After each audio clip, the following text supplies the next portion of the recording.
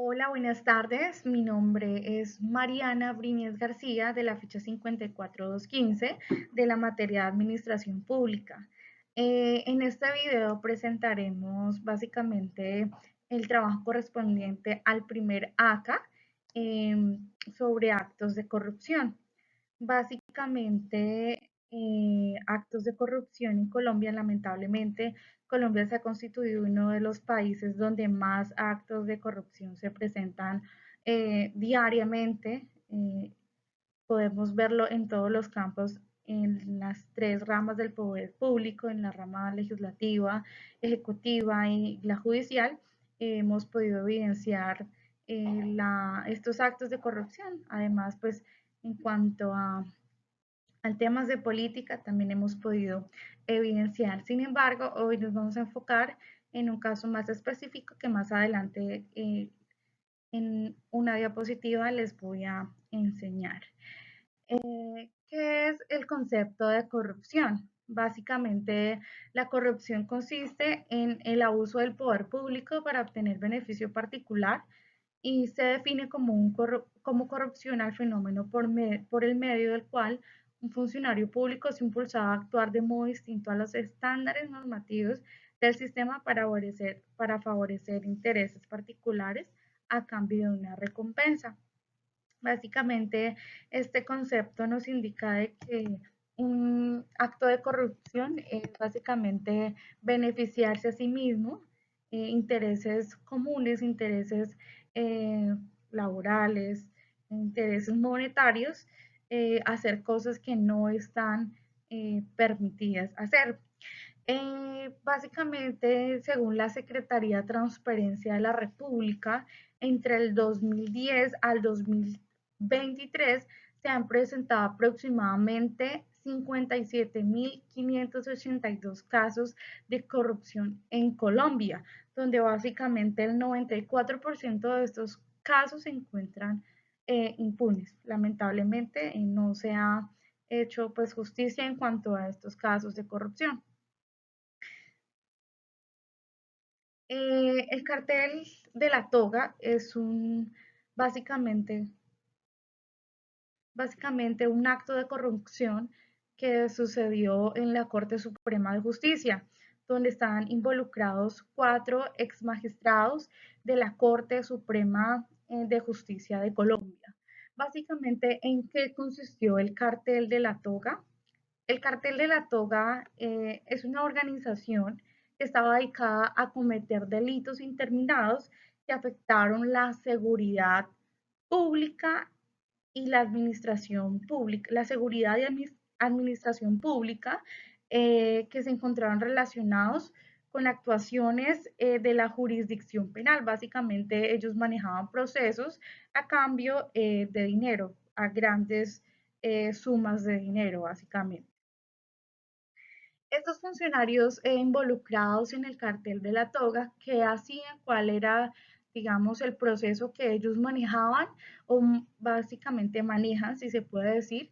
Es que estos personajes o estas personas desviaban investigaciones, dilataban procesos y conseguían información, básicamente eh, adulterada, evidencias que quizá alteraban básicamente y retrasaban la credibilidad de los testigos, restaban básicamente la credibilidad de los testigos a través de medios de comunicación y todo esto para favorecer a quienes les pagaban dicho dinero, una suma gigante de dinero por estos servicios para obtener, digamos, básicamente un favor que se aparentaba que era legalmente.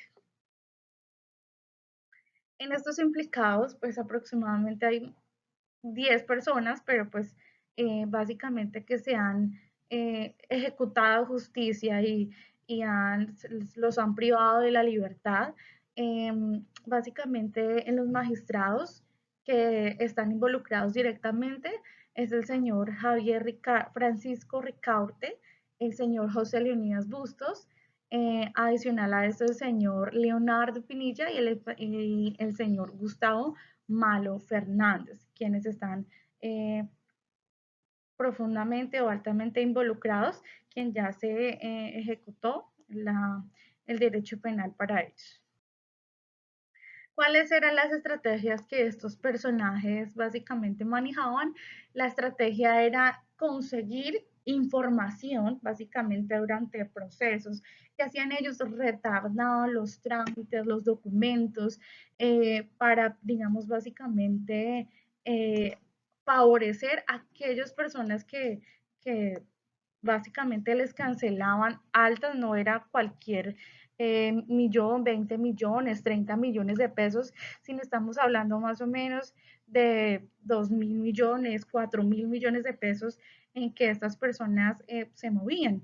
Digamos, básicamente si un senador que se veía, digamos, involucrado, implicado en un tema de investigación con respecto a la Corte Suprema de Justicia, estas personas lo que hacían era tergiversar y favorecerlos para que no se ejecutara un derecho o un proceso penal contra dicha persona, ya sea un alcalde, un funcionario público o cualquier persona pública, de funcionario público.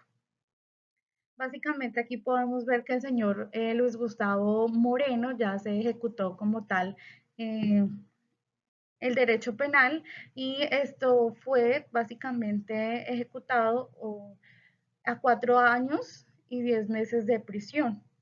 Básicamente también a pagar una multa de 4.000 millones de pesos.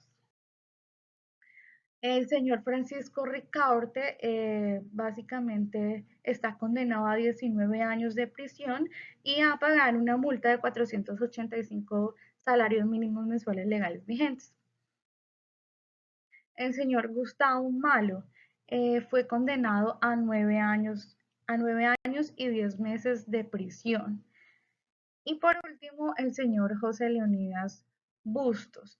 Básicamente, estos cuatro fueron los principales, eh, digamos, dirigentes que tomaron el control de este cartel llamado el Cartel de la Toga.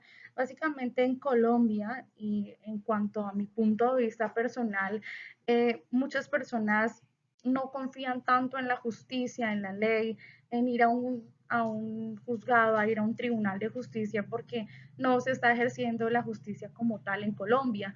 Y es básicamente muy triste de que la justicia que debiera o debería defender al que es inocente, lo que hace es ir a favor del que tiene tal vez el dinero, de quien busca sobornar, de quien busca tapar o ocultar lo que ha hecho a cambio de grandes sumas de dinero y no debería ser lo que es porque se supone que es una persona íntegra, una persona que actúa en integridad con respecto a su patria, con respecto a su cargo y a su función, que es gobernar en este ámbito. Una de las estrategias que yo considero que se debería implementar es una auditoría intensa, tanto internamente como interna de ellos y externa, básicamente seguir planteamientos rigurosos en cuanto al tema de justicia, en cuanto al tema de los casos que les llegan en sus manos, tener un estudio minucioso de los casos que llegan a sus manos.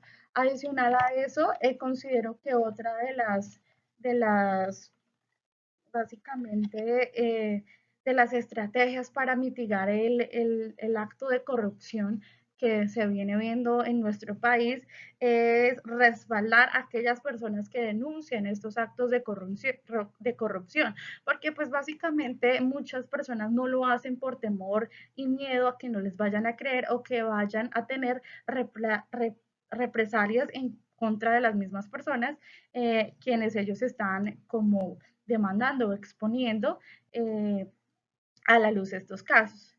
Este es mi punto de vista y estos son los casos, por así decirlo, las dos estrategias que yo considero que se deberían implementar para los actos de corrupción en Colombia.